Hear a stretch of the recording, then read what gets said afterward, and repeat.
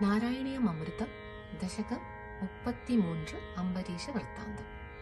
നിന്നയേ ശരണടൈந்து பக்தியில் திளைத்த நன்னம்பரீஷ மன்னன் தன்னிகரில்லா மன்னவனுக்கு சக்கராயுதம் தந்து அருள் கூர்ந்தீர்.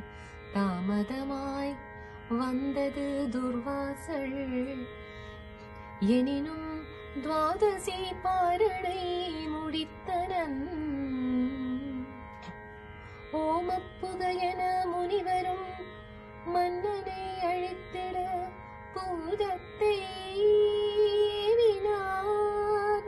நின்னருள் சக்கரம் பூதத்தை அழித்து முனிவரை துறந்த விண்ணகம் சென்று மும்மூர்த்தியரிடம் முனிவர் அபய கூறிட மன்னன் அம்பரீஷ பாதம் பணிதவென நீரே உரைத்திட அன்னவர் வணங்கிட சக்கரம் திரும்பிட அனைவரும் மகிழ்ந்தனரே.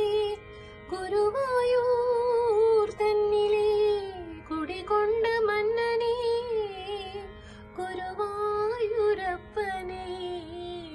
தீராத நோய் தீர்த்து மாறாமல் காப்பாய்.